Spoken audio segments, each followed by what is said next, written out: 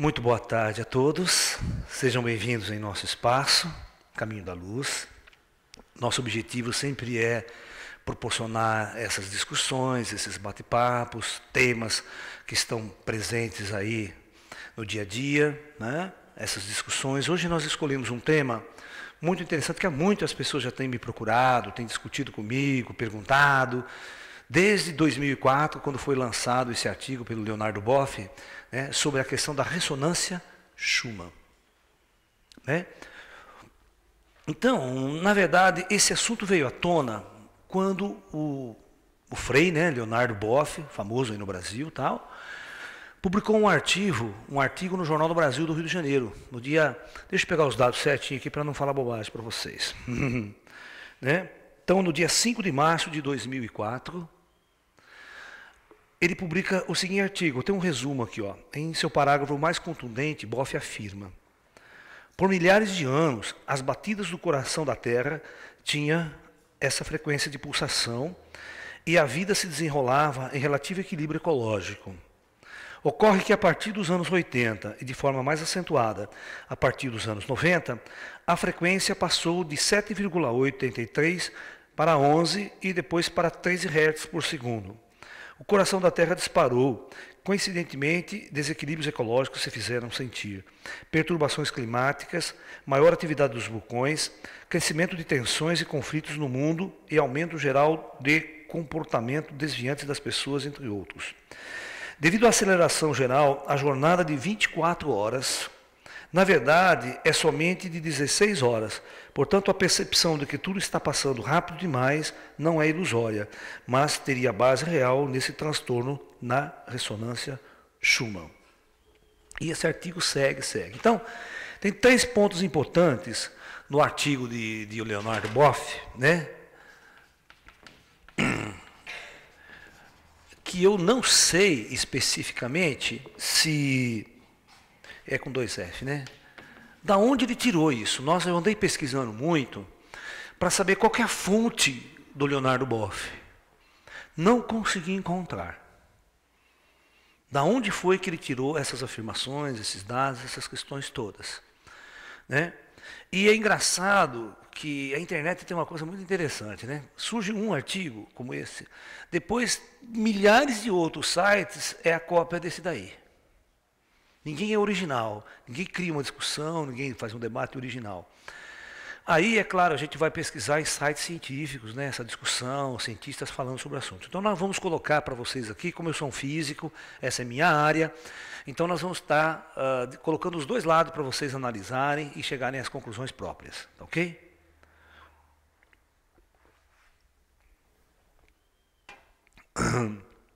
Nós vamos analisar as várias afirmações de Leonardo Boff, que é essa ressonância Schumann, que eu vou explicar o que é direitinho.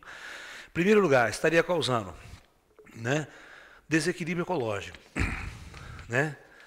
Nós vamos tentar entender isso. Ecológico.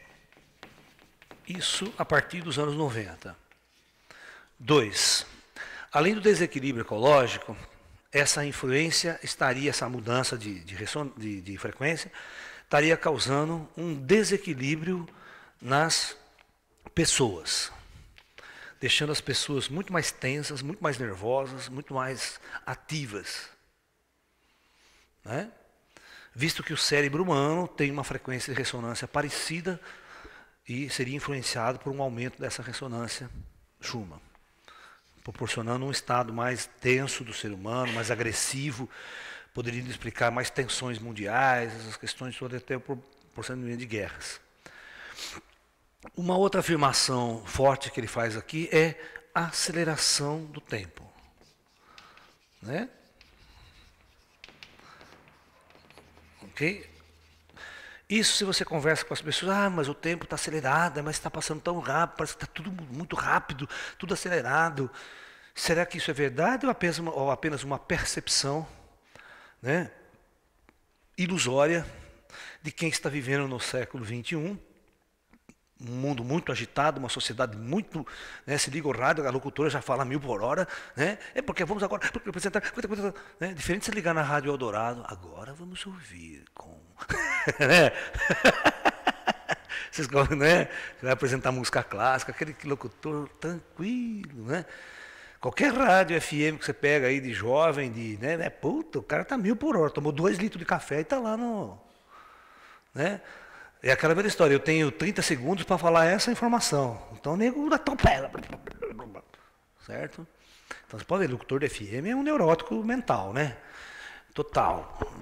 Né? Então, toma uma garrafa de café por hora para poder alimentar aquela cafeína toda, aquela tensão.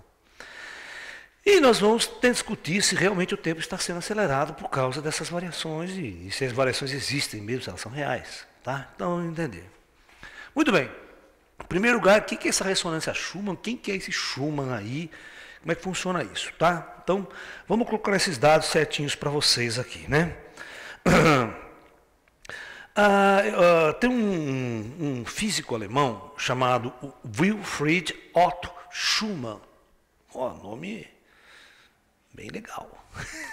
Wilfried Otto Schumann, que predisse matematicamente em 1952, ó, a existência dessa ressonância Schumann, que foi batizada em nome dele por causa, ele descobriu isso, previu matematicamente. Então, em homenagem a ele, os cientistas deram o nome desse fenômeno eletromagnético em homenagem a ele, ok? Muito bem, vamos tentar estudar um pouco de física e tentar entender o que significa essa ressonância Schumann. E o que é a ressonância? Tem que ver umas várias coisas, que as pessoas não sabem o que é uma ressonância. Muito bem. Vamos pegar o planeta Terra aqui, presta bem atenção. Superfície da Terra. A mais ou menos uns 100 quilômetros de altura, aqui, inicia-se uma camada na atmosfera muito grande, que vai para o espaço, uma camada da atmosfera chamada ionosfera. Ó, ionosfera.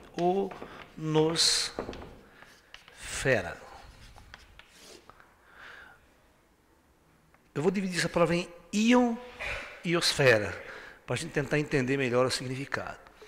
Quando o Sol bombardeia com partículas carregadas com moléculas atômicas, certo? Com átomos mesmos que vêm no vento solar, quando essa partícula ela vem muito acelerada do Sol, ela vai atravessar a atmosfera, ela começa a atravessar as altas camadas atmosféricas, ela sofre, ela desacelera, ela perde energia, ela entra em atrito com a atmosfera. E isso faz com que ela perda elétrons. E quem estudou química sabe que todas as vezes que um átomo perde um elétron nas suas camadas mais externas, esse átomo fica ionizado. Entendeu? Então, esta é uma camada na atmosfera que tem muitos íons, ou seja, átomos ionizados. Por isso é chamado de ionosfera. Certas frequências de onda de rádio, se eu transmitir AM, se eu pegar a minha transmissão AM, o rádio AM, e mandar uma frequência para o espaço, tem um problema. Ela vem, ela bate aqui e reflete na ionosfera. Ela não consegue atravessar. De mais baixa frequência. Agora, a FM, a ondas de TV, ela já fura. Ela é uma frequência mais alta. Então, na hora que ela emite, ela vai embora para o espaço. Por isso que se você chegar agora, ligar seu radinho AM, certo? Você vai pegar a estação do Japão, você pega a estação da Rússia, você pega a estação da Europa, não é por como. E mesmo na década de 40, os primeiros rádios, não existia satélite. Você escutava Japão, você escutava rádio, toda parte do mundo. Por quê? Porque essa onda, ela ficava refletindo, batia no chão, batia, e chegava do outro lado aqui, da Terra, né? Ondas de frequência entre 1000 kHz, sabe? Nessa frequência de AM. Agora, a frequência de FM, que chega na faixa de megahertz, e ela é tão potente que ela atravessa, que são as ondas de televisão, elas atravessam a atmosfera e vai embora para o espaço, ela não reflete assim. Portanto, para transmissões de televisão em outra parte do planeta tiveram que inventar o satélite. O satélite teve que fazer isso, porque ela vai passar, refletir e jogar para o Japão.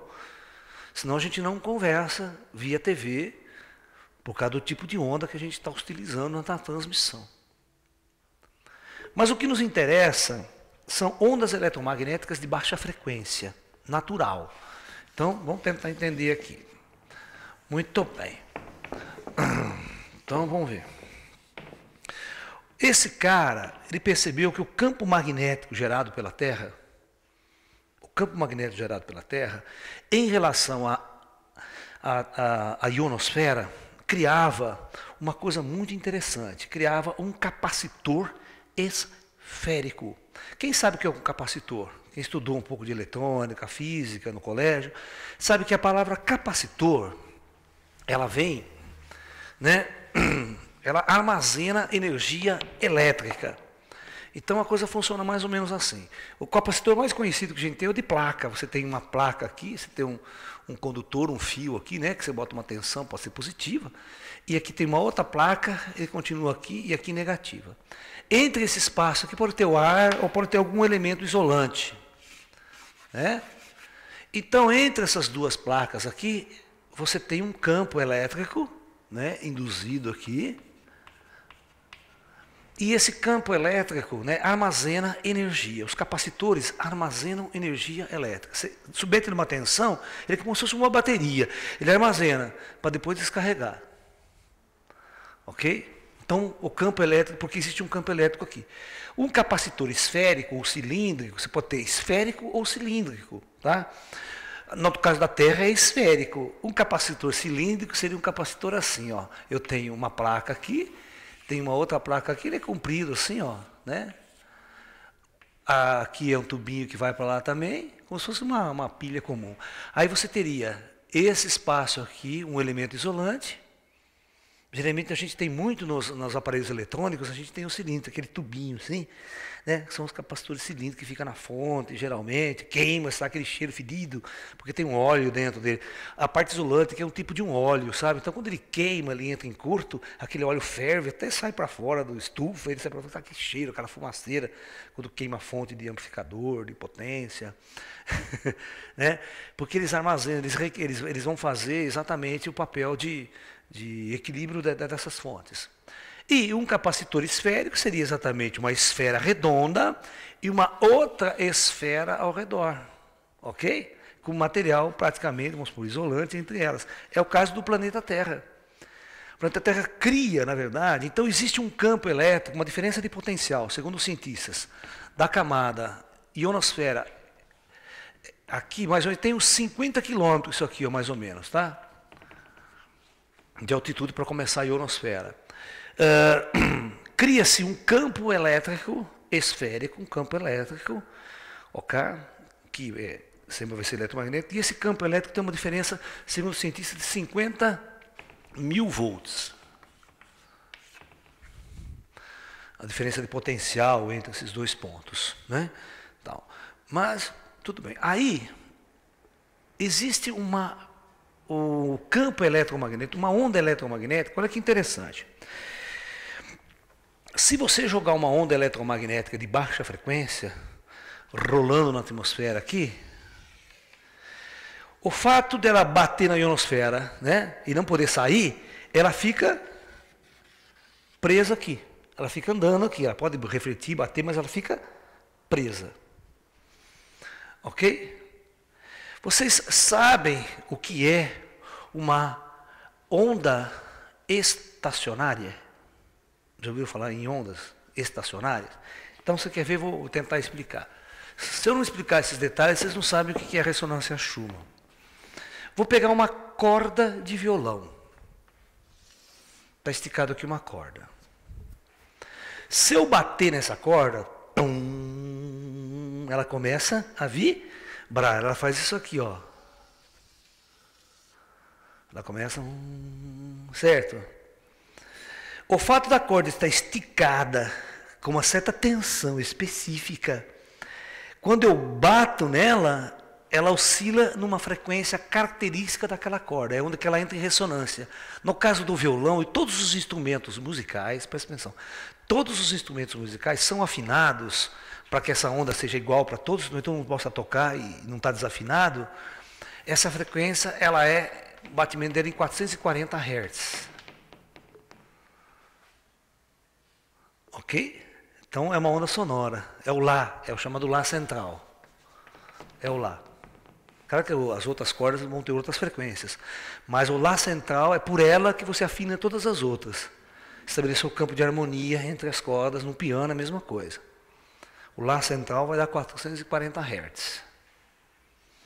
Ok? Então, uma onda estacionária é exatamente isso. Ela tem duas partes, ela fica estacionada aqui, vibrando. Porque a onda seria a onda que ela vai embora, né? Vocês têm a ideia de pegar num lago, você bate e a onda vai embora, né? Ela não está estacionada. Aqui, o fato de ela estar presa nas duas pontas, ela fica estacionária. Ela fica, na verdade, quando você bate, a tendência é a corda ir. Ela vai e volta, ela fica indo e voltando. Como o comprimento da corda é fixo, e a frequência característica que cabe aqui é uma só, basicamente uma, então ela fica em ressonância, ela fica ressonando. Inclusive, se você bater ela, filmar, você vê ela fica, você vê até essa curva bonitinha dela aqui, porque ela está estacionada em ressonância. Ressonante significa que ela aumenta a vibração. Escrever uma ressonância é assim, eu tenho uma frequência assim, ó, fazendo esse som aqui, ó. Se eu jogar uma frequência igual, de mesma amplitude e tudo, quando ela se soma, ela faz ela amplia, ela dá essa ampliação. Ressonância é sempre essa ampliação. Uma flauta é uma câmara de ressonância. A hora que eu assopro, o tubo começa a vibrar. E se você botar energia ali, é perigoso quando entra em ressonância, porque ele vai alimentando e crescendo cada vez mais essa força, essa energia, em termos de potência. Foi o que destruiu aquela ponte de Tacoma, né? A ponte de Tacoma que os caras fizeram lá, bateu o vento, ela ficou que nem uma minhoca, assim. A hora que deu uma ventania mais forte, ela quebrou inteira e desabou, por entrar em ressonância. As ondas, quando elas recebem energia construtiva, elas vão entrando em ressonância e elas vão vibrando. Você quer ver um típico caso de ressonância? Eu posso até brincar com vocês e fazer isso agora. Se eu chegar com esse microfone meu perto da caixa acústica, ela vai dar vou dar aquele puta subiu que arde a orelha. Significa o seguinte, o som ele vai se realimentando, ele entra uma vez na caixa, microfone, ele vai fazendo assim, e com a frequência a mesma, a potência vai subindo, a ponto de ele se autoalimentar e dar aquele, os agudos, os harmônicos da minha voz, que são mais agudos, eles você tem que sair correndo para cortar o som, porque estoura a caixa acústica. Se der ressonância no grave, na frequência baixa, estoura o grave. Porque eu estou falando que não aguenta essa realimentação de potência, muita potência. Isso se chama ressonância, entra em ressonância aquelas frequências. Ela se autoalimenta. Muito bem. E aonde que isso aqui caberia aqui dentro da Terra? Deixa eu desenhar tudo de novo, porque senão fica muito bagunçado aqui. Então vamos pegar o planeta Terra redondo, a ionosfera. Muito bem. E aqui é a ionosfera, tá? Essa camada aqui para cima é a ionosfera. Então veja bem, se eu jogar uma onda aqui, eletromagnética, ela vai oscilando. Só que a Terra é redonda. Chega aqui, ela se fecha. Você imagina, é uma corda, mas uma corda que ficou, certo? Ficou fechada, esférica. Tá certo ou não? É a mesma corda, só que as duas pontas dela vai se unir no mesmo ponto. Né? Então quando eu vibro aqui, ela começa a vibrar. Ok? Muito bem. O que vem a ser frequência de uma onda? Porque toda onda, ela tem várias características. Ela tem altura, que a gente chama de amplitude. Ela tem comprimento de onda, que vai de um pico a outro, ou desse ponto a esse ponto. Esse tamanho que a gente chama de lambda, o comprimento da onda. E temos uma coisa chamada velocidade da onda, a velocidade com que a onda se propaga no meio. Claro que aqui não existe uma corda. Aqui, a própria onda eletromagnética que caminha no próprio vácuo, ela cria como se fosse uma integração, ela entra em ressonância porque ela está estacionária. Ela está estacionária aqui dentro e ela vai sendo alimentada de energia e ela começa a entrar em ressonância. Ok? Muito bem. Mas a frequência de uma onda, É exatamente, geralmente a gente costuma chamar o seguinte, é o comprimento, que é o seguinte, quantas vezes essa onda sai na unidade de tempo. Por exemplo, se eu vou emitir, eu estou num lago assim, eu dou uma batida assim, sai uma ondinha. Depois eu dou outra batida, sai outra ondinha. Aí a frequência é quantas ondas estão sendo produzidas por segundo. Vocês estão me entendendo? Então se eu ficar assim, cada segundo eu bato 4 vezes, tum, tum, tum, tum, tum, em 1 segundo, é 4 Hz. É 4 ondas por segundo que eu estou mandando. Então isso é frequência. É a mesma coisa, você fala assim, com que frequência você vai à escola? Né? Ah, eu vou 7 vezes por semana, 5 vezes por semana. Esse por semana é tempo. Então a frequência, né, é quantas vezes você faz alguma coisa por segundo. O caso da unidade de tempo que nós estamos usando aqui é o segundo. O Hertz é segundo. Então, a unidade de frequência medida no Sistema Internacional de Unidades, né, é o Hertz, que é, na verdade, 1 sobre segundo. Ou seja, segundo é menos 1, ou 1 sobre segundo, tá? Muito bem.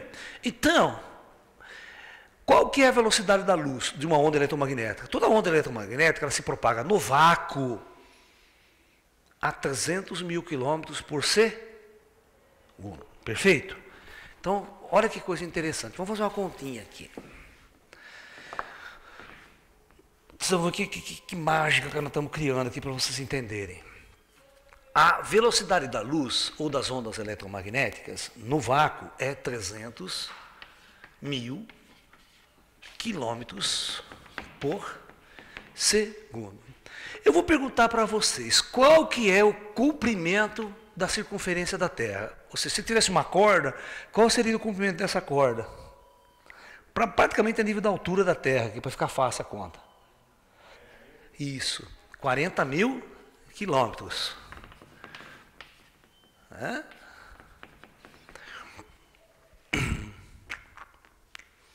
Ok? E vocês vão saber muito facilmente que frequência, se eu tivesse uma onda eletromagnética presa, estacionada num comprimento de onda como esse, numa corda deste comprimento, a frequência dessa corda seria a velocidade sobre o comprimento. Certo? Então, calculando, seria 300 mil aqui, ó, dividido por 40 mil. Então, eu corto 3 zeros daqui, mais 3 zeros daqui.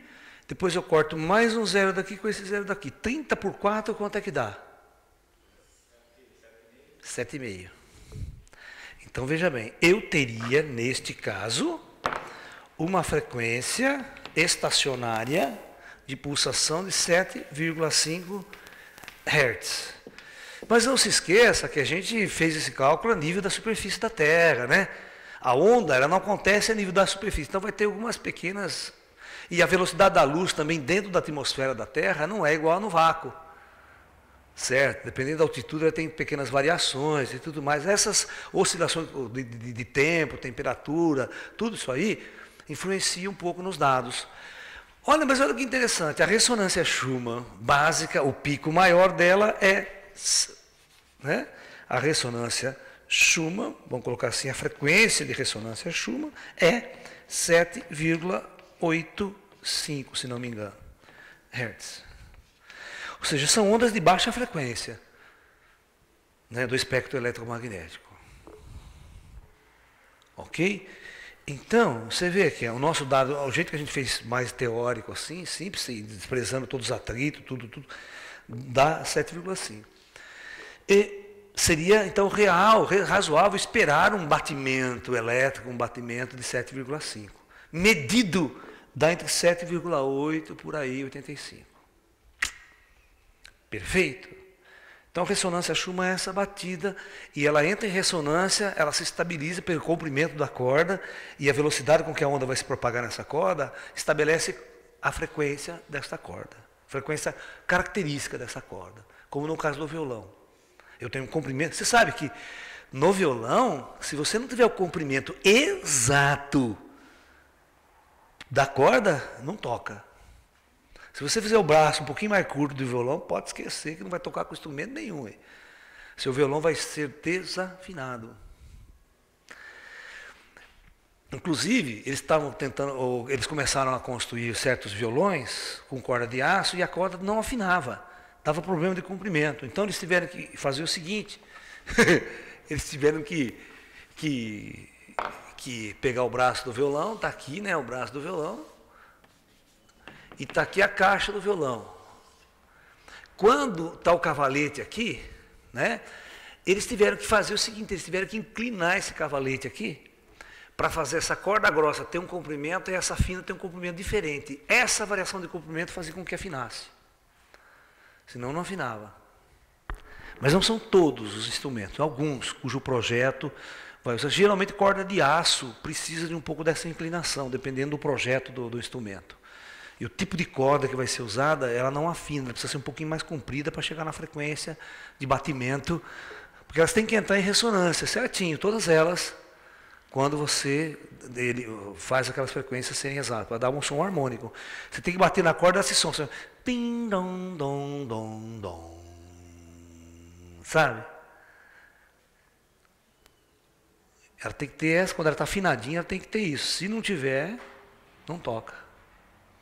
Tá? Você vai fazer os acordes, sai tudo aquele som horrível, não fica bonito.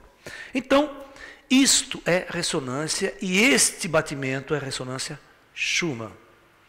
Todo o campo magnético que está aqui dentro, ele fica oscilando, isso aqui, 7 vezes por segundo.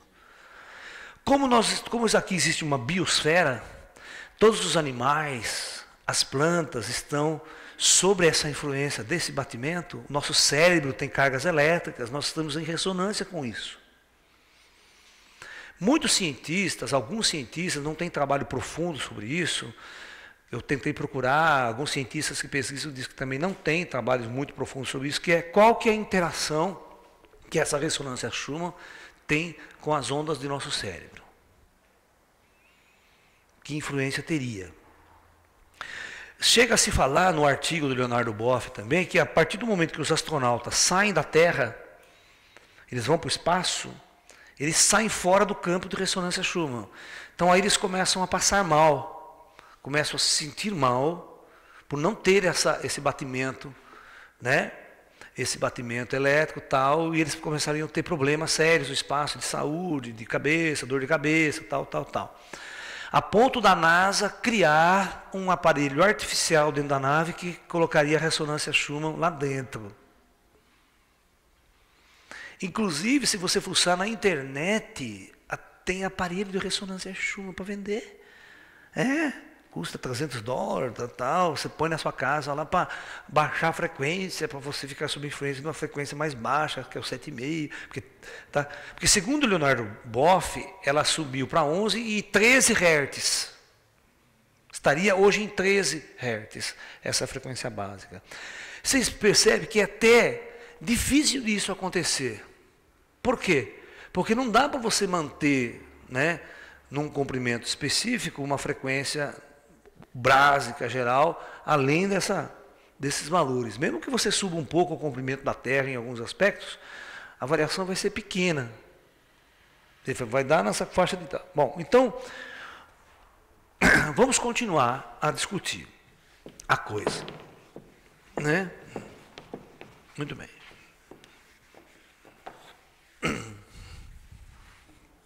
Então agora você sabe o que é ressonância Schumann. Então, a primeira afirmação do Leonardo Boff, nós vamos comparar as previsões dele, a visão dele, com a visão da ciência, o que os cientistas têm dito. Então, a primeira afirmação dele é que a frequência sempre foi 7, né?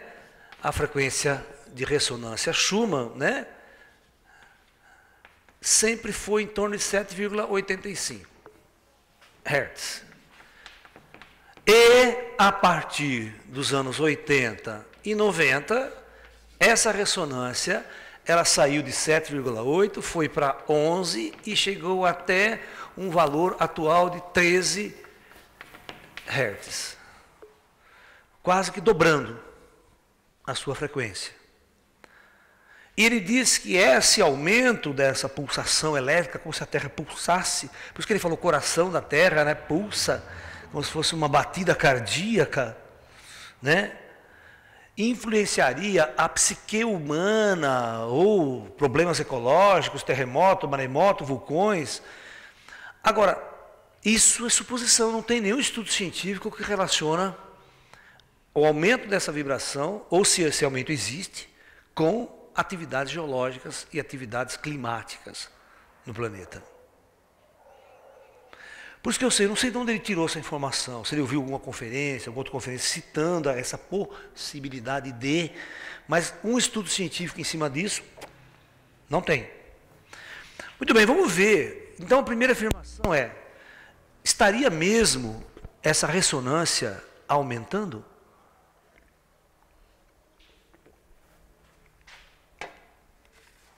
Quando você faz um gráfico, deixa eu pegar aqui, da ressonância Schumann ao longo do tempo, né?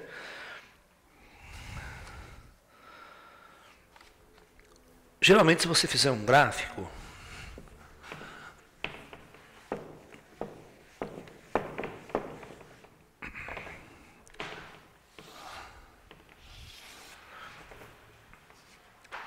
aqui a frequência,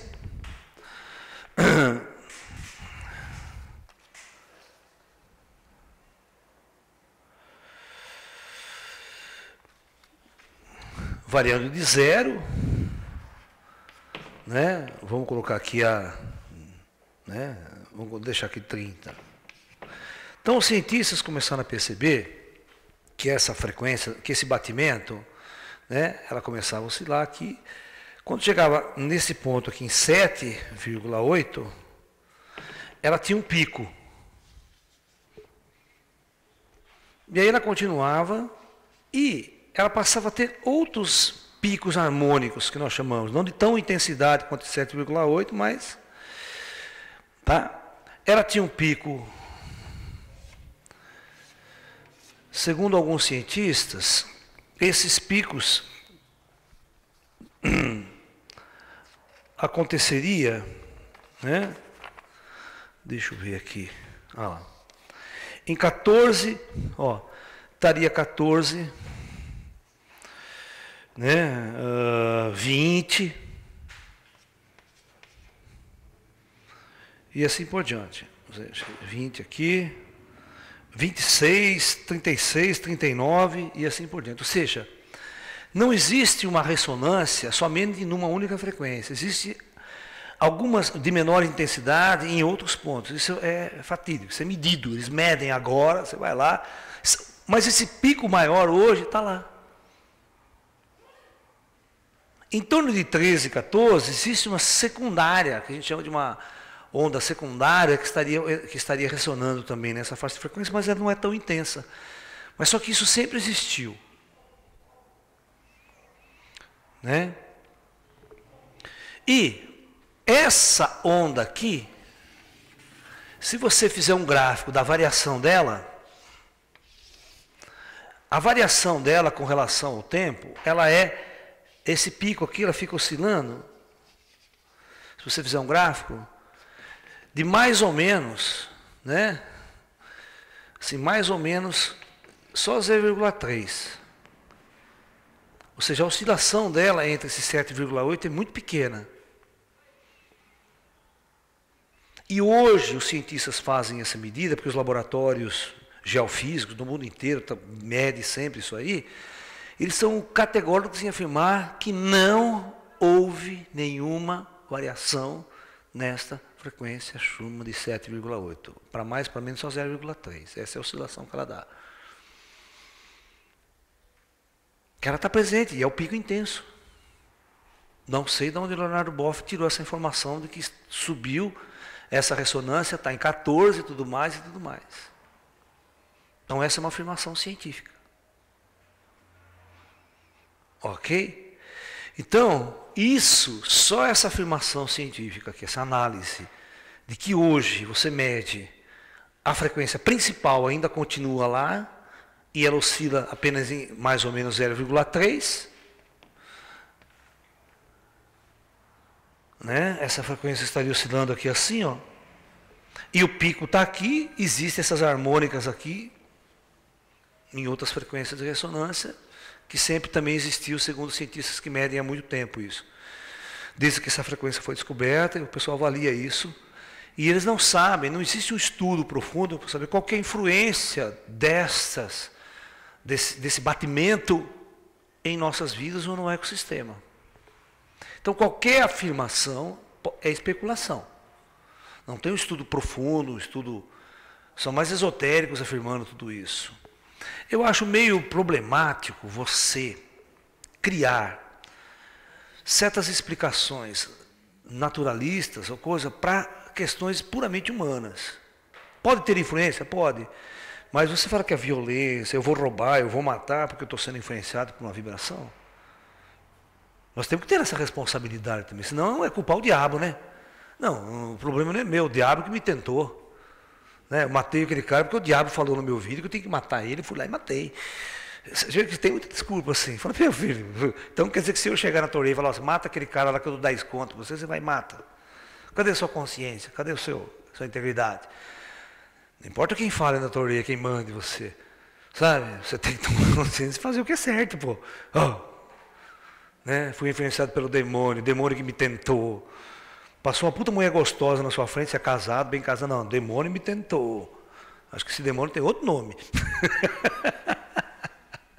E aí vai, sabe, aí vai. Eu acho que nós temos que tomar cuidado.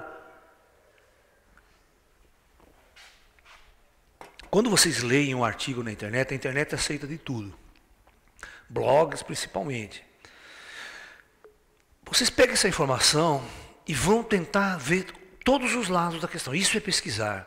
Pesquisar não é só ver o lado esotérico. Por exemplo, vocês se lembram daquela afirmação do meio esotérico sobre o cinturão de fótons, sobre as Pleiades, né? Sobre a Terra girar ao redor das Pleiades, né? O sistema solar ao redor, que saiu em televisão, saiu em artigos científicos, saiu em livros. Não tem bobagem anticientífica maior do que essa. E ninguém foi lá discutir. Sabe? O sistema solar não gira ao redor de Alcione, da Alfa das Pleiades, isso é bobagem. Qualquer teoria montada em torno disso aí não funciona, vai ser errada. Da mesma forma, nós podemos analisar que qualquer teoria montada em cima dessa ressonância Schumann como fato, provocando essas questões, seria, no mínimo, leviano. Seria um chutômetro. Em termos científicos, é chutômetro. Porque o esotérico, ele tem o costume de falar o que ele quer, falar o que ele acha. Mas em ciência a gente não pode agir assim. Em ciência você tem que demonstrar, você tem que provar, você tem que fazer pesquisa, você tem que ver que isso é assim. Você está entendendo? Então, por isso que durante muito tempo a ciência e a espiritualidade ela fica muito em choque. Né? Porque você precisa ter critérios para dialogar sobre questões científicas. Você consulta um bom cientista, consulta um site oficial, né, um site geofísico, conversa com o geofísico, pergunta, se informa, estuda, pesquisa séria. Se você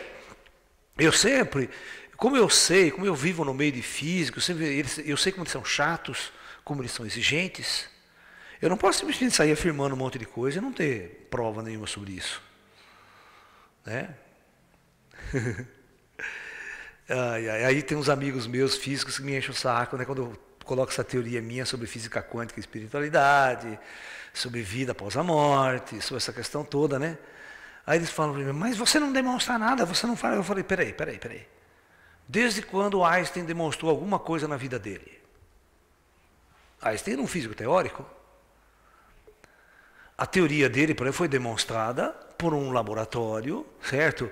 Por uma pessoa assim assado, que era um astrônomo, era o diretor dos grandes observatórios da Inglaterra, o Sir Eddington, que se propôs a montar um experimento para verificar se a teoria de Einstein estava correta.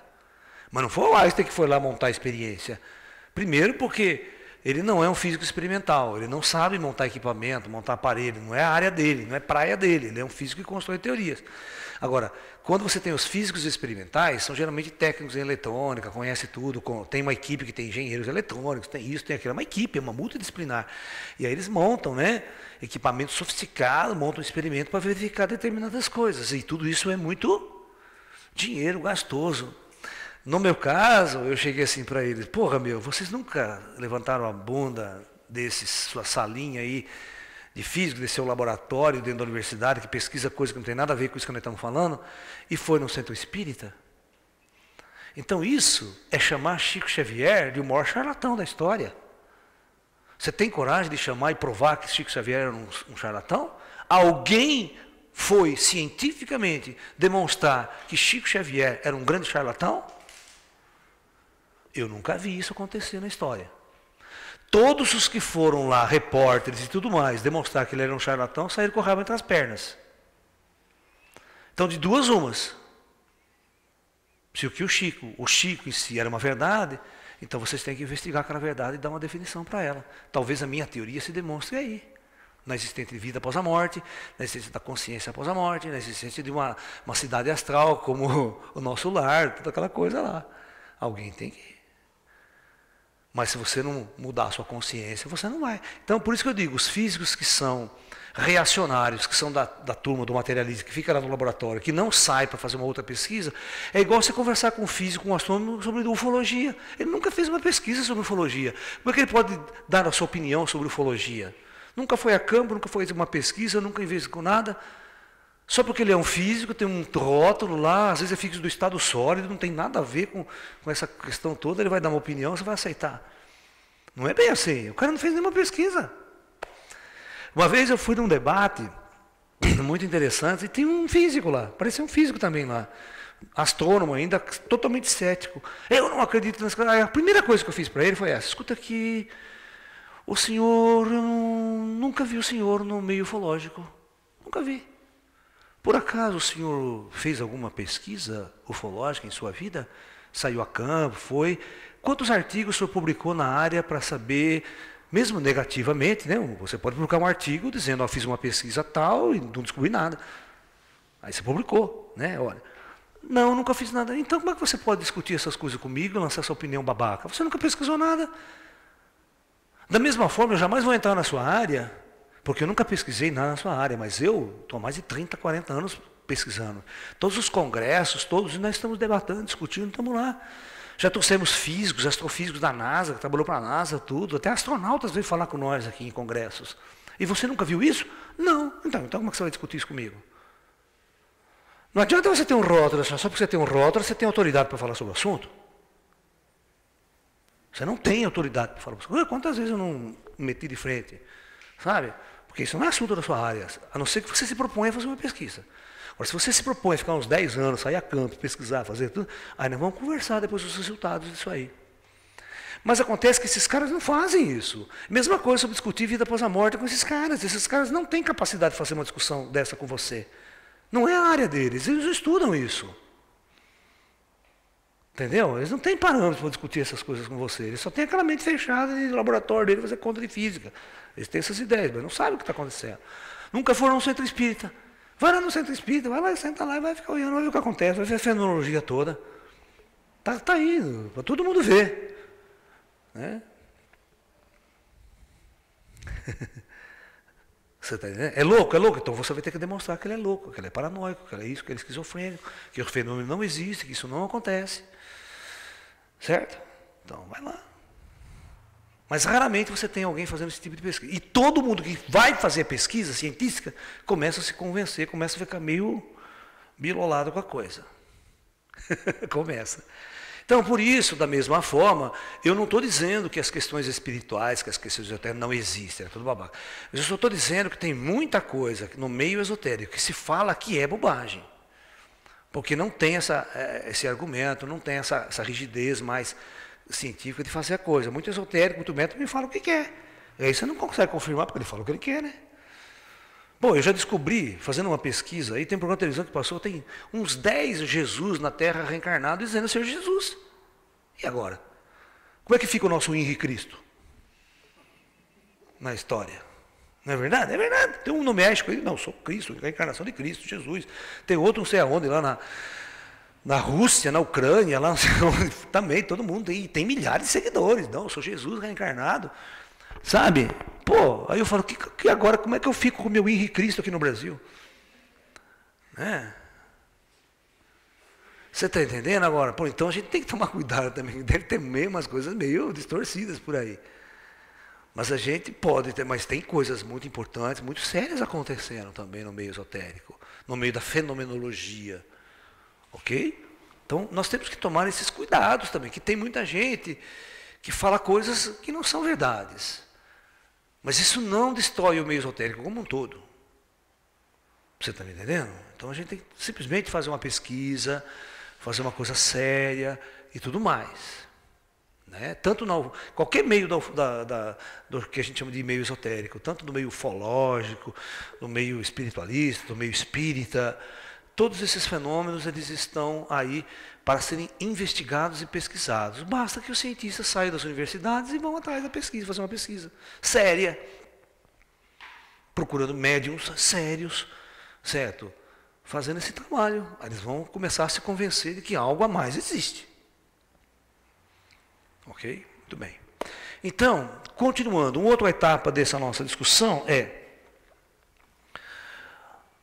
o tempo está acelerado. Esse é o mais grave de todos.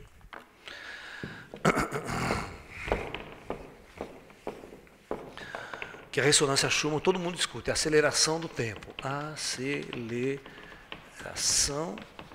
do tempo. Muito bem.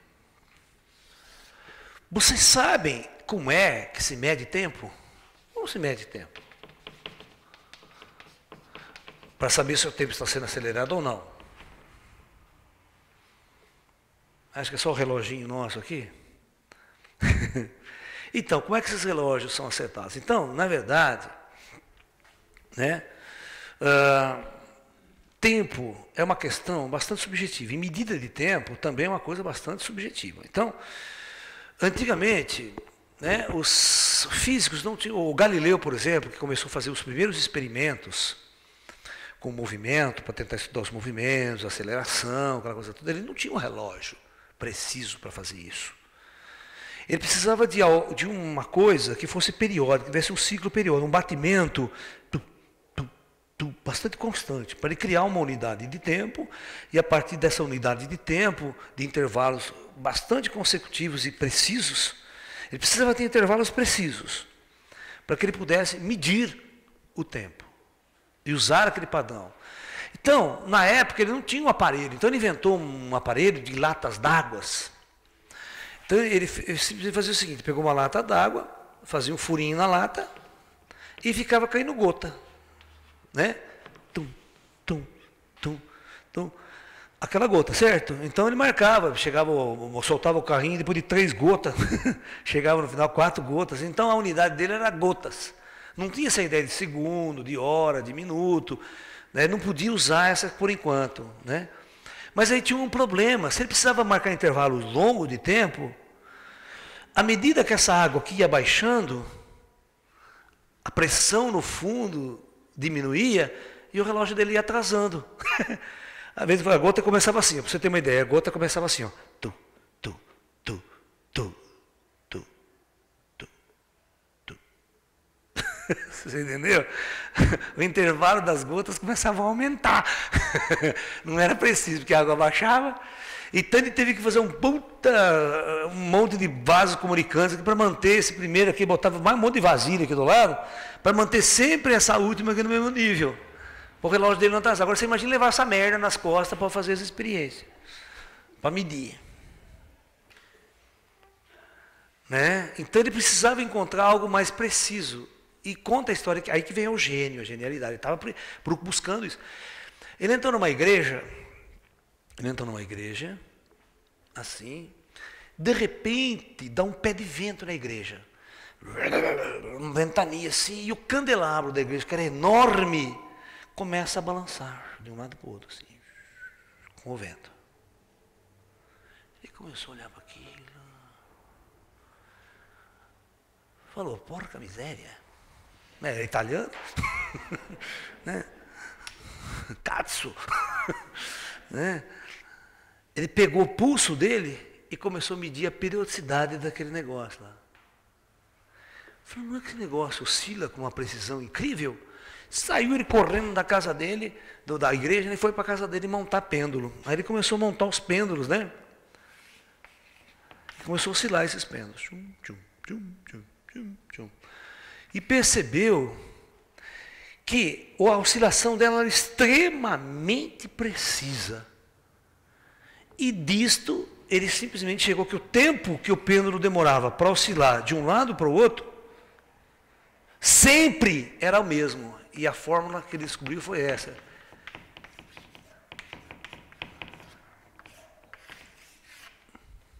Só dependia do comprimento e da gravidade local. Não dependia do que você colocava aqui. Você poderia colocar uma coisa grande, pequena, maçuda, não interessa. A massa que você colocava aqui não interessava. Não dependia. E não dependia se você jogasse ele mais longe, se você fizesse assim, ó. Ou fizesse assim. O tempo para ir e voltar era sempre o mesmo. Então, é muito simples, né? Ele pegou esse movimento aqui, botou uma engrenaginha, cada vez que batia aqui, cada vez que ele batia, virava uma engrenaginha. E essa engrenaginha, ele fez o sistema, fez o primeiro relógio de pêndulo. Preciso. Aí é só sistema de engrenagem e tal, e você realimenta isso aqui com energia, você pode ficar batendo, para esse relógio não parar, porque tem engrenagem, atrito ele pararia, né? Então você precisa dar um jeito para ele não parar. Por isso que tem aquele peso que tem no relógio, assim, é o tipo de corda que você dá nele. É como se alguém ficasse fazendo isso aqui no braço, ó. Alguém fica batendo, e não deixa o relógio parar, sabe? Porque a oscilação não importa se ele vai muito ou vai pouco, a energia que você dá para o pêndulo não interessa. O período vai ser sempre o mesmo, nunca vai mudar. Aí ele conseguiu construir um relógio super preciso. Só que tem um problema, esse relógio dele, se levar para a Lua, melou, né? O relógio dele vai atrasar, porque o G de lá é menor, né? O tempo vai dilatar. Entendeu? E aí que dá, então funciona na Terra muito bem, na superfície tudo bem, tá? Mas aí as pessoas conseguiram depois, com o passar do tempo, construir relógios mecânicos que tinha com corda, tudo dava essa precisão de tic, tic, tic, tic, tic, tic, tic, tic, tic, super preciso. E o ponteiro oscilava com aquelas engrenagens, você pôde criar um método de dividir, de marcar, por exemplo, que o tempo, né, gasto para fazer o dia e a noite, para a Terra girar, seria 24 horas. Ok? Essa é a ideia. Nosso dia tem 24 horas. Agora, vem o Leonardo Boff e fala que tem 16. Não tem mais 24 horas, agora o dia tem 16.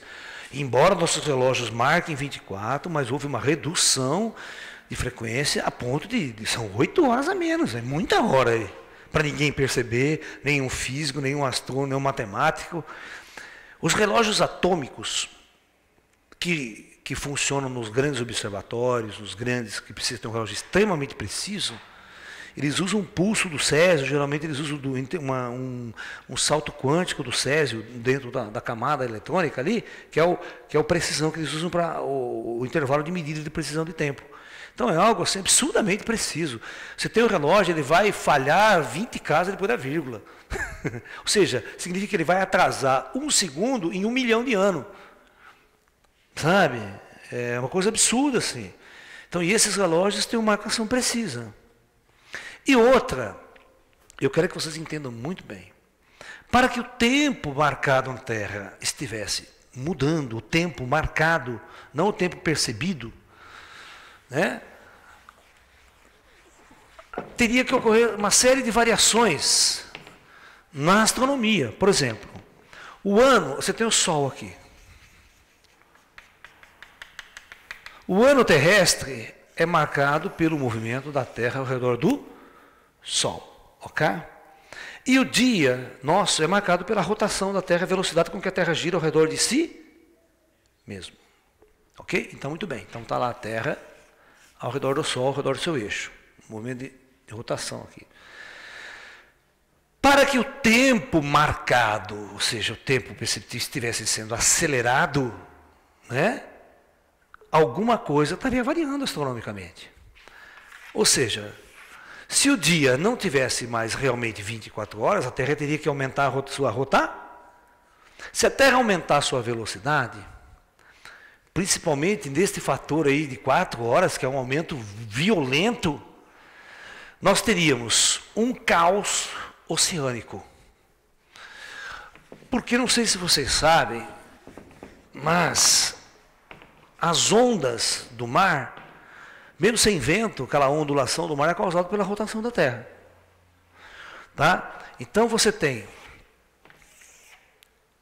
o eixo da Terra, a rotação da Terra. Para que o tempo acelerasse, você teria que aumentar a rotação da Terra, e aumentar bastante. A velocidade que um ponto no Equador teria, seria absurdo. Ou seja, a força centrípeta, aquela força que joga para fora, você tem um corpo em rotação e você tem uma tendência de jogar um corpo para fora, aumentaria assustadoramente. Ok? Se você calcular o efeito em mim, significa que eu deveria pesar uns 3 a 4 quilos menos. Porque a força centrípeta me empurraria para fora, o G para dentro. Então eu teria que emagrecer uns 4, 5 quilos. E o fato da Terra estar girando rapidamente, significa, eu tenho que fazer o seguinte, os astrônomos têm um relógio, tem um equipamento que ele marca precisamente dia e noite. Então eles têm umas coordenadas astronômicas que, quando a Terra gira, eles marcam exatamente a hora que ela base na mesma estrela, naquele mesmo ponto do espaço.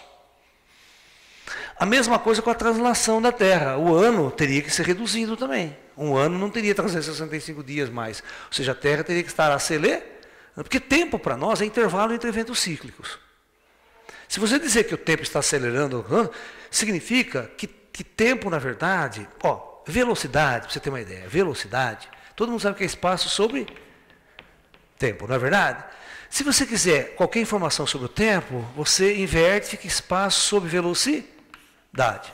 Para o tempo variar, essas duas grandezas teriam que estar variando, ou o espaço ou a velocidade. Como o espaço aqui é o mesmo, você teria que mudar a velocidade, ou seja, acelerar a Terra, fazer a Terra andar mais rápido aqui, e a Terra girar mais rápido aqui também. E este fenômeno não está acontecendo.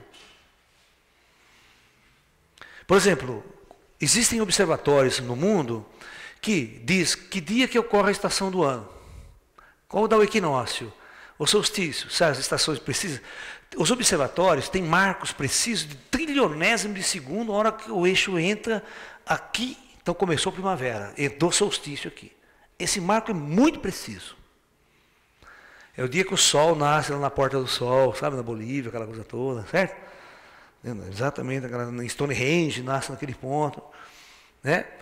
E se tivesse com esse defasamento de 4 horas aí, esse aceleramento do tempo, pode ter certeza que o sol não ia nascer mais na Porta do Sol no solstício. Ia dar zebra. Tem que pegar a Porta do Sol e mudar de lado. Então, nós estamos vendo que os fenômenos astronômicos, na verdade, não mudaram. Nós chamamos na física, se o tempo estivesse variando, as grandezas físicas ninguém estivesse percebendo, tudo teria que estar expandindo junto ao mesmo tempo. A ponto, né, de eu medir os intervalos e eles não ter variações. Isso significa o seguinte, como é que eu não perceberia a mudança no meu equipamento de tempo? Se, ao mesmo tempo, o espaço estivesse dilatando e a velocidade estivesse mudando. Aí eu manteria constante essa relação. Ok? E aí eu teria o tempo que eu meço o mesmo. Mas, na realidade, estaria havendo mudanças.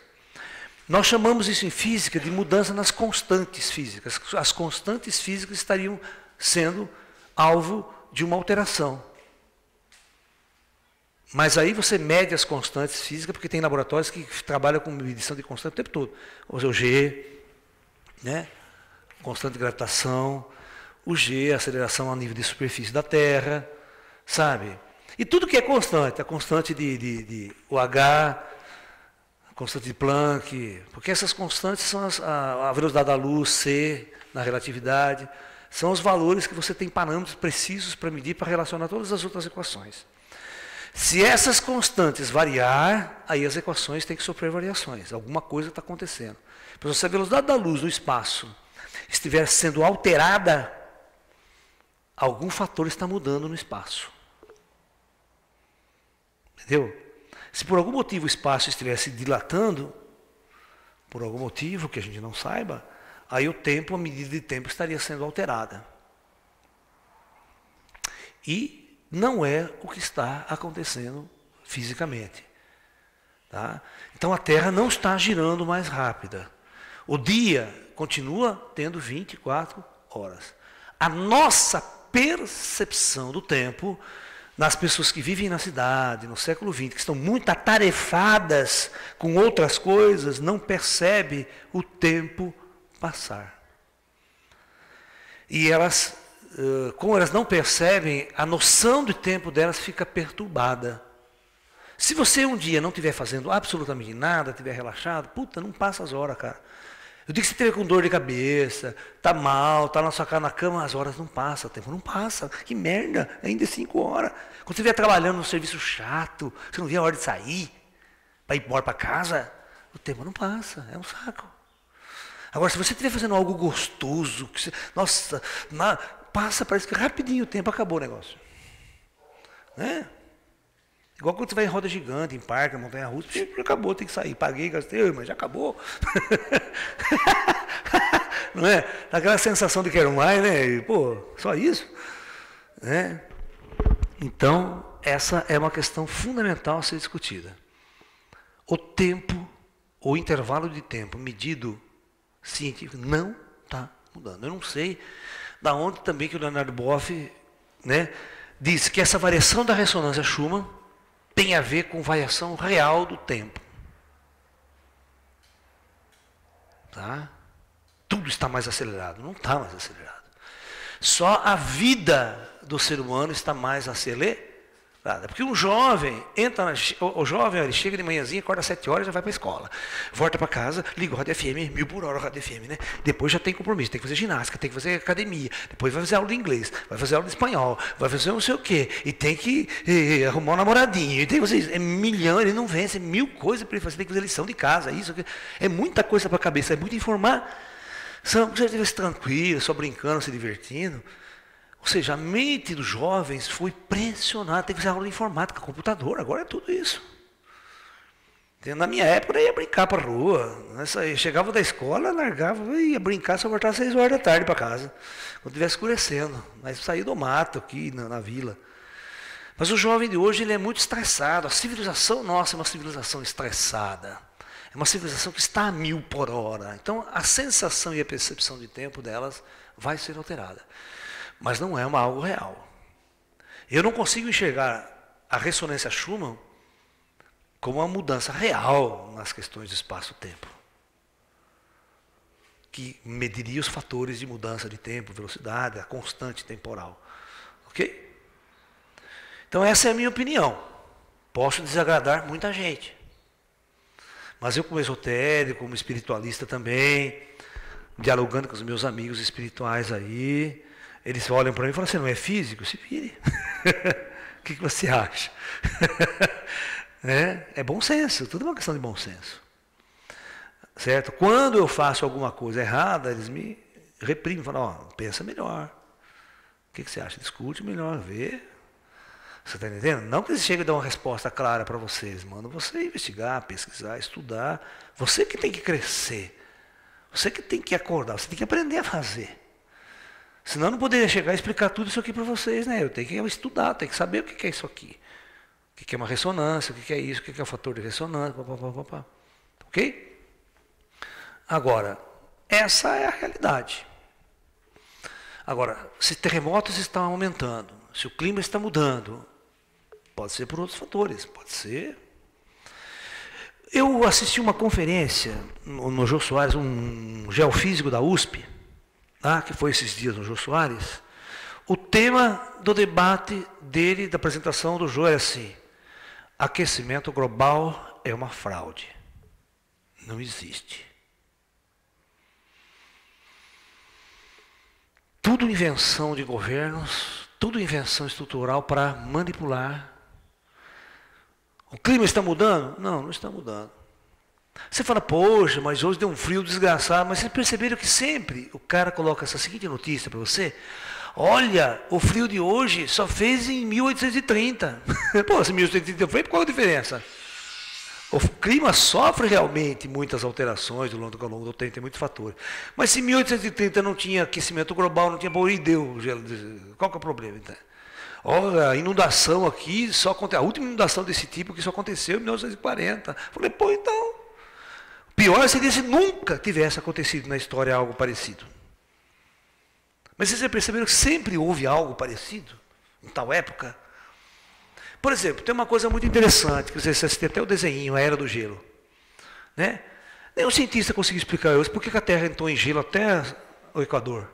O planeta congelou de uma hora para outra. E ficou 10, 15 mil anos congelado. Sabe? O planeta começou a descongelar na época da Lemúria, na época da Atlântida. Isso que é engraçado, a Era do Gelo não pegou a civilização Atlântica. A civilização Atlântica ela vai chegar no seu auge, né, em 10 mil, 12 mil. Os cientistas não sabem direito qual época que realmente descongelou, o planeta aqueceu. Mas que o planeta gelou, gelou. Então, não tinha nenhuma indústria, não tinha nada lá atrás. Qual o fator? Nem humanidade tinha. Qual o fator natural que pode ter influenciado para causar um congelamento no planeta? Chamada Era do Gelo, que teve muitas eras do gelo. Uma única explicação mais plausível é a Terra se afastar de sua órbita. Tem que ter vários fatores para a Terra esfriar. Certo? Mudanças de correntes marítimas eu acho pouco viável para causar um congelamento. Uma explicação mais lógica é o Sol. O Sol dá uma apagada. A quantidade de radiação solar que o Sol manda para o espaço, de uma hora para outra, por questões internas do Sol, ele dá uma diminuída. Porque o Sol não é uma estrela totalmente estável. A gente não sabe nada sobre o Sol. O Sol pode geralmente dar um tremelique nele lá e cuspir, esquentar pra caramba. Né? Ou dar uma diminuída, variou 10, 12 graus aqui, já congela tudo. Né? Ah, uma outra coisa que esse cientista falou. Esse aqui. Ele é contra tudo, essa coisa que está aí, né? Porque ninguém prova cientificamente, tudo fala, mas ninguém prova. Camada de ozônio. Que é a camada de ozônio, que esse negócio do CFC. Ele falou, não, isso é tudo bobagem. CFC não destrói a camada de ozônio. Isso é uma jogada industrial, né? Uma jogada industrial, eles inventaram outro gás, esse carbono que a gente usa hoje. O CFC, na época, custava, ele falou assim, $10 o quilo. Né? Agora, esse outro que eles inventaram custa $150 o quilo. Então, vamos deixar de usar esse e vamos usar esse mais caro. Nós vamos ganhar muito dinheiro. Vamos inventar que esse negócio está destruindo a camada de ozônio, lançar um movimento planetário, que todo mundo vai desativar a geladeira. Só que tem um problema, né? A sua geladeira, que funciona com CFC, não funciona com esse novo gás. Você tem que trocar todas as geladeiras. Todos os aparelhos de ar-condicionado. Ai, mas não tem um buraco na camada de ozônio lá nos poros? Tem, só que sempre teve. Ele vai, aumenta, diminui, mesmo sem o ser humano estar lá. É que nunca existiu medidas, né? Segundo ele, nunca existiu medidas. 30, 50, 100 anos atrás, no polo, né? Ninguém falou botar uma base na Antártida, certo? Para ficar pesquisando camada de ozônio, não tinha satélite para ficar medindo e tal. O satélite, nós depois da década de 60. 70 que foi a satélites mais científicos, o espaço, tentar medir as variações, muda um monte de coisa. Então, ninguém sabe como era lá atrás. O buraco podia existir desde a pré-história. Ele cresce, avança, mas lá no polo está lá, tal. Você está entendendo?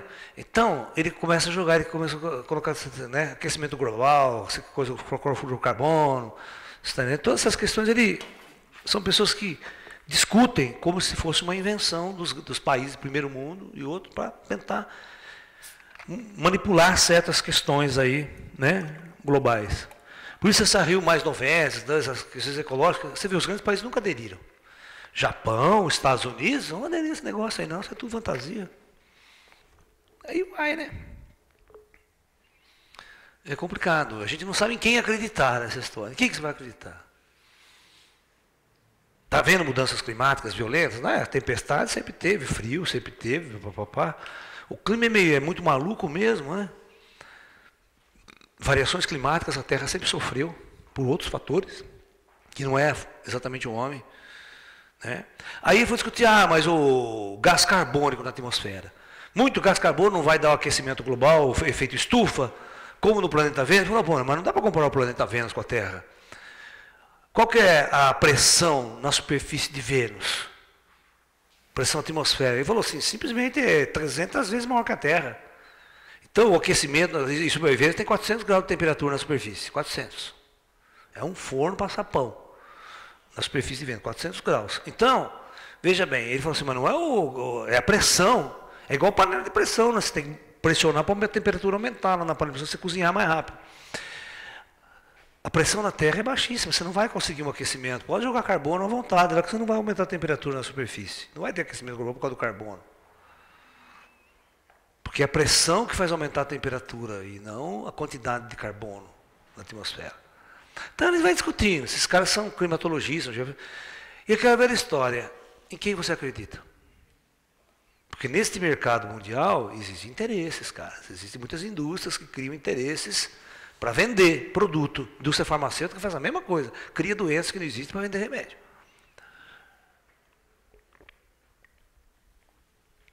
Às vezes indústrias chegam a jogar vírus no mercado para vender remédio depois para o vírus. Precisa tomar muito cuidado. Joga uma gripe aí, agora gripe espanhola, gripe não sei o que aí, né? Gripe aviária, pô, da onde que vem? Todo mundo tomando remédio, vacina, comprando nos laboratórios, bilhões de dólares, o laboratório vendendo, que só ele tem.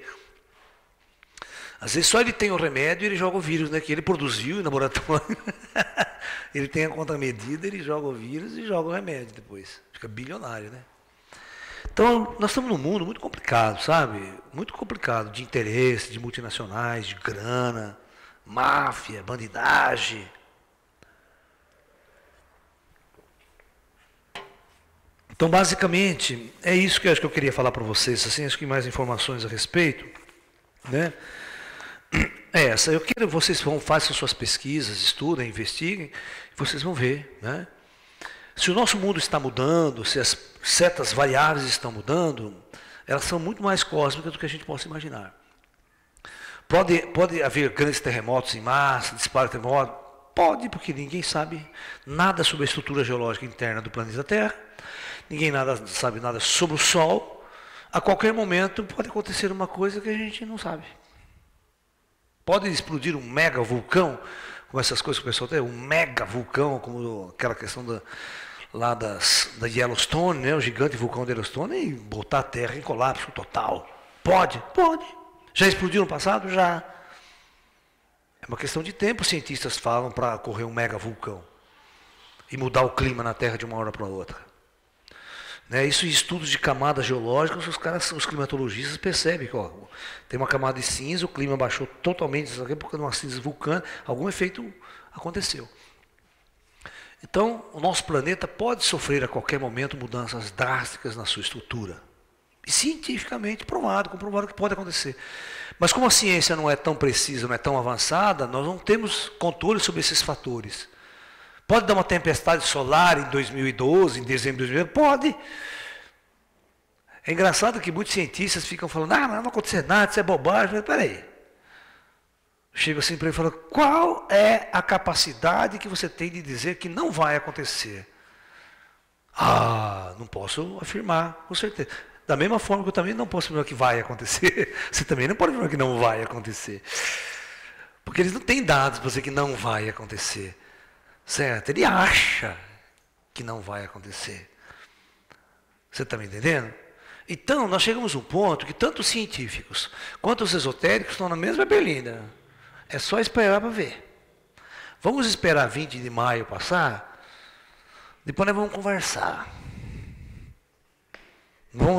Sabe, se vocês forem na internet, eu vou mostrar todos os livros, eu tenho 3 livros, esse cara, Fator Orion, o Fator Maia, um monte de coisa assim que, sabe, que está falando dessas questões apocalípticas. Né? O cara fez 1000 cálculos, tu está convencido de que o mundo vai acabar esse ano. Entendeu? Que uma catástrofe sem precedentes vai ser disparada no planeta. Sacou? Por vários motivos, isso e aquilo e tal, pelo cálculo que eles fez lá, observando a cultura maia, observando os egípcios, observando isso, sabe? Só tem um jeito. Vamos esperar para ver. Porque não dá para contrabalancear essas discussões. Porque as bases delas são meio empíricas. Né? Então nós temos que esperar para ver.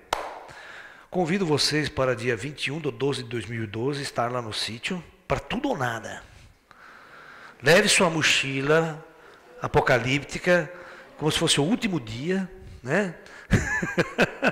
E vamos ver o que vai acontecer. Ou o disco voador desce e leva nós embora, ou nós se... Né? Não vou nem falar a palavra aqui. Que não pega bem numa palestra como essa. Né? Ou não cabe pizza, né? Fala, puta pizza, não acontece nada, come pizza pelo menos. Cabe pizza, aquela coisa toda. Né? Mas nós vamos. Né? É isso aí, gente. Eu agradeço a presença de todos vocês. Acho que o recado está dado, o toque está dado. Vamos pesquisar, vamos discutir. Né? Estou disposto sobre esse assunto, ressonância suma. Quem quiser, manda e-mail, conversa, a gente, né, discute. Tá? É isso aí. Namastê, muita paz e até um próximo encontro.